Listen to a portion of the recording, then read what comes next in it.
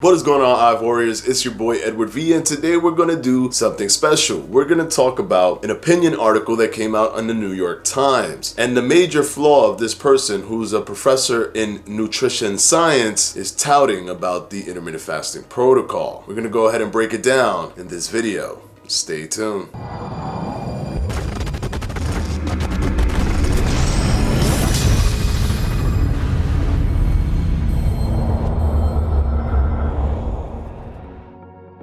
Okay guys, before we start, this video is brought to you by yours truly, Fledge Fitness and the Fledge Fitness Jump Rope. If you haven't gotten yours yet, what are you waiting for? For only $16.50, with the ergonomic design, the aluminum handle, and the swivel design for maximum speed, you can't go wrong with the Fledge Fitness Jump Rope. If you want to copy yours, you can click on the link down below or the link on the top right hand corner of this video. And of course, as always guys, thank you for your support. Now let's go ahead and jump right into the video. Okay, so around February 18th, the New York Times dropped an article, and this article was actually someone being open-minded to the premise of intermittent fasting as a whole. Someone who was originally more reserved and more conservative when it came to their outlook in nutrition. They didn't want to deviate from the norm, calorie restriction or a healthy diet, and they kind of steered away from things like intermittent fasting and just threw it in the bucket of a fad diet. Well, intermittent fasting is pretty sticky. It hasn't gone away, and it hasn't gone the wave of a fad diet. And this person was Jane Brody, and she's one of the writers for Personal Health in the New York Times. After she met with a friend who told her that he lost over 12 pounds in a short amount of time using intermittent fasting, it made her kind of want to look into it a little bit more. And that's when she realized that there are these benefits that come from intermittent fasting that you may not see in other diets or just caloric restriction. Things like switching to ketone bodies to burn fat, insulin resistance going down, insulin sensitivity going up, the body releasing glucose and then using body fat instead as fuel. She started giving kudos to intermittent fasting and said, hey, wait, maybe this is something that's actually good. Now, this is the New York Times. It's a very highly publicized news media outlet. This is coming from one of the personal health writers. And she even talked about the major analysis study that I mentioned about Dr. Mark Matson and Dr. Rafael Del Cabo that looked at all of the body of work or the major elements of what happens with intermittent fasting in terms of weight loss and health and blood pressure and oxidative stress, etc., etc. But a few weeks later, someone did an opinion article on the New York Times, cautioning people to utilizing intermittent fasting and actually rebutting that article from Jane Brody. Now, keep in mind, this was not a personal health article. This was an opinion article, but it was written by a nutritional science professor, and it was titled "The Major Flaw in Intermittent Fasting." So try to guess what he said was the major flaw. I'll give you some time. All right, time's up. The major flaw for him about intermittent fasting was adherence. That's his major flaw. Now, you would think, okay, maybe he backed this up by science and maybe he provided studies and linked to studies or referenced some studies. No, he did none of that. He simply said adherence. And here's the disingenuous thing when people touch on adherence, because yes, adherence is a very, very tough thing. It's tough for everything. So much so that intermittent fasting actually came up and came into prominence, and more research was being done because they were trying to look at alternatives to continuous energy restriction. Because many studies show that after 3 to 4 months, most people do not stick to a diet. So if adherence is already lacking in one thing, to say, well, you know, people shouldn't do intermittent fasting because adherence is incredibly disingenuous, because then people shouldn't do continuous energy restriction because, you know,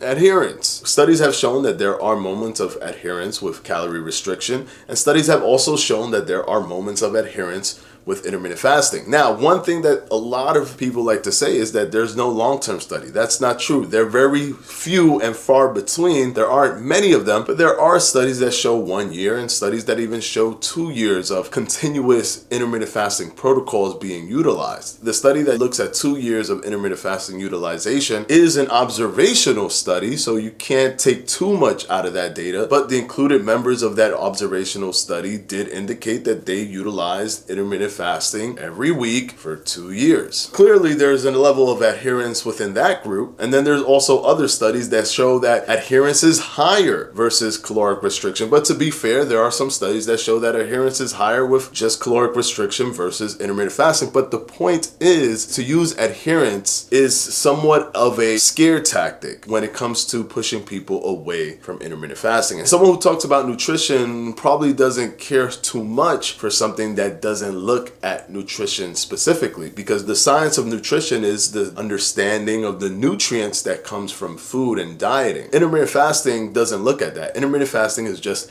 a timing element, looking at things like time restricted feeding, eating within the diurnal rhythm or the circadian rhythm, those kind of things, eating at night versus eating in the day, the timing aspect of eating, meal frequency. Those are the things that intermittent fasting is looking at, and it triggers internal hormonal elements that may not be triggered by external sources like food and dieting and nutrition. That's not to say that when you're doing intermittent fasting that you shouldn't be looking at stuff like nutrition, but what I'm trying to say here is that someone who teaches nutritional science may not be looking at something like intermittent fasting favorably. But it is unfair to say that intermittent fasting does not have a place right now, because emerging research continues to push science towards the fact that there is something with intermittent fasting. That was the whole point of the entire observational look at all of these different studies, looking at the metabolic switchover, looking at the insulin resistance and insulin sensitivity, and even the ketone bodies and how the brain utilizes ketones and flushes out glucose to utilize body fat for energy, fat oxidation, oxidative stress reducing, blood pressure reducing, IGF-1 increasing. All of these things are derived from being in a fasted state, and this is coming from emerging research. But mind you, this emerging research has started since 1999, and there are some trickle over effects from even back in the 60s, 70s, and 80s. But sometimes when it comes to these studies in science, it takes a long time for people in positions of nutritional science professors or nutritionists and even dietitians to have a more open mind when it comes to looking at these studies. Adherence is super important, and I always push adherence when it comes to intermittent fasting. Why? Because I want you to be successful. It has nothing to do with doing intermittent fasting or not. If doing something else that's not intermittent fasting is what's successful for you, then go ahead and do that, because that's the most important element, adherence. This channel doesn't exist to try to force everyone out of their diets and do intermittent fasting. Now, if you have done those other diets and they don't work for you, and you haven't tried intermittent fasting, then of course I welcome you to try intermittent fasting, and then I comfort you with the multitude of studies so that you can feel that you are doing something that has merit to it. But hear me, and hear me closely. Even the #1 rated diet in the world 7 years over, the Mediterranean diet, still has high levels of dropout. Why? Doesn't matter how good it is, how great it is, how easy it is. It is a system that you have to follow. And with that, there's always going to be a biological, psychological element of resistance. So everything out there, if you want to lose weight, is still going to have some sort of resistance. Adherence does not exist simply in the matrix of intermittent fasting. It exists everywhere and with every diet. So pick the diet that works best for you. If it's too complicated to consistently try to figure out all the macronutrients and what you're supposed to eat and the exact amount of this and the exact amount of that, and you prefer to just mealtime while eating fairly healthy, then you can go in that direction. If you prefer to do the other thing, if that jives with you better, then you can go in that direction. But the whole point of making this video is that I want you to understand that although we're putting a microscope on this particular opinion article, this is the sentiment of a lot of people who combat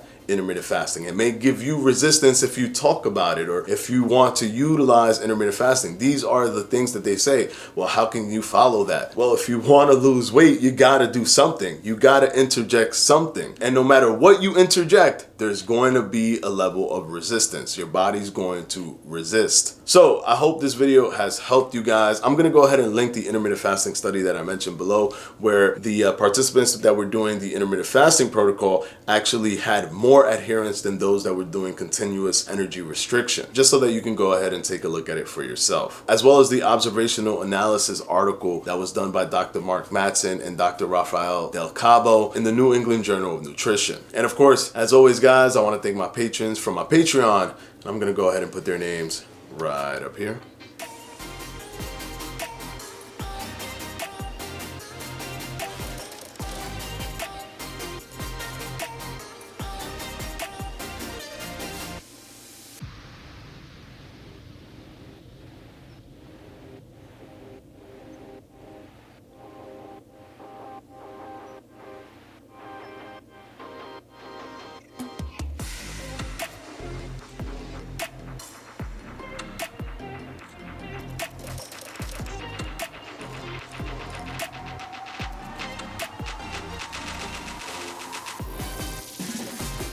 And of course, as always guys, I'll see you on Sunday for another FAQ.